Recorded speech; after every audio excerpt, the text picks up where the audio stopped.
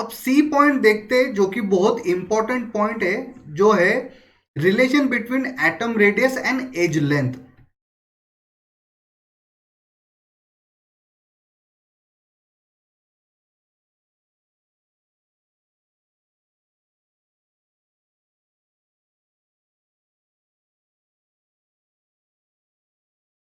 कि edge length और atom के बीच में रिलेशन क्या होता है। देखो, हम एफसीसी पढ़ रहे हैं, तो एफसीसी में एटम्स कहां पे होंगे? ऑब्वियसली फेस डायगोनल पे होंगे। और फेस डायगोनल की लेंथ क्या होती है? फेस डायगोनल की क्या लेंथ होती है?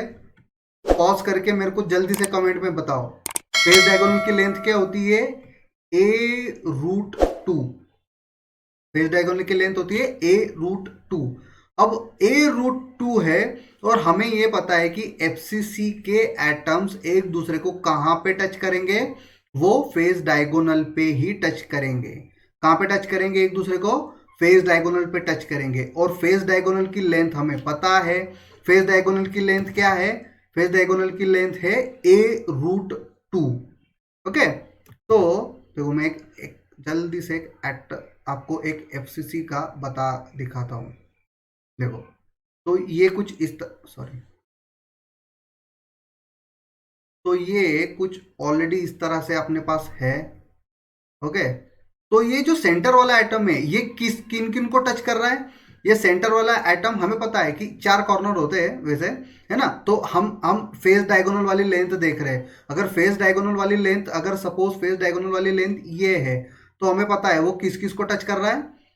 इस कॉर्नर के एटम को और इस कॉर्नर के एटम को। तो कितने एटम्स, टोटल एटम्स कितने हो गए एक दूसरे को कितने एटम्स की रेडियस यहाँ पे कैलकुलेट होगी? एक ये, इसमें कितने हैं रेडियस? अगर ये सेंटर है इसका, और अगर इसका ये सेंटर है, तो कितने एटम्स एफसीसी के एटम्स को, कितने एटम्स टच कर रहे हैं? कॉर्नर के दो एटम्स, और दो एटम मिलके कितना रेडियस दे रहे हैं? एक एटम्स में एक रेडियस, तो ये हो गया ना। तो कितने एटम है इसका, तो ये भी कैलकुलेट होगा।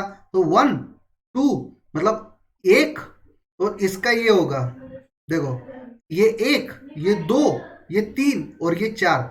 मतलब यहां से यहां तक की लेंथ में इतनी सारी जो लेंथ है, ये लेंथ की वैल्यू क्या है? सबसे पहले तो देखो, ये लेंथ की वैल्यू क्या है आपको।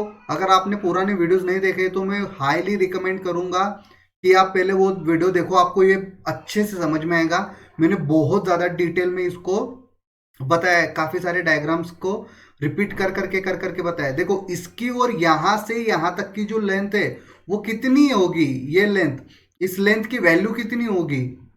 इस लेंथ की वैल्यू है a√2। ठीक है, a√2। इस लेंथ, ये फेस डायगोनल की लेंथ है, ये एक फेस डायगोनल की लेंथ है, और इस लेंथ की वैल्यू, इस लेंथ की, सॉरी, इस फेस डायगोनल के लेंथ क्या है? a√2। और a√2 की वैल्यू क्या है? अब a√2 किसके बराबर आ गया? a√2 किसके बराबर आ गया? ये एक, दो, तीन और चार, चार रेडियस के, चार एटम्स के रेडियस के बराबर a√2 आ रहा है। इसका मतलब रिलेशन बिटवीन एटम और रेडियस क्या हो गया? 4r। Relation between atom and radius क्या हो गया? 4r। और अगर आपको अब यहां से अगर a की वैल्यू निकालनी हो, तो क्या कैसे करोगे? a = 4r/√2। ये है a की वैल्यू। आप इसको मल्टीपल टाइम्स, अब आपको समझ में आएगा ये कितना इंपॉर्टेंस है। आप इसको मल्टीपल टाइम्स आप इनको देखोगे, आप इनको यूज करोगे मल्टीपल टाइम्स। आपको अगर सॉलिड स्टेट के एग्जाम्पल, आप सॉलिड स्टेट में एफसीसी के एग्जाम्पल लगाओगे, कैलकुलेशंस लगाओगे, क्वेश्चंस लगाओगे, इन चीजों को आप मल्टीपल टाइम, हर एक क्वेश्चंस में आपको अराउंड ऑलमोस्ट हर क्वेश्चंस में आपको ये दो चीजें यूज करनी ही होंगी।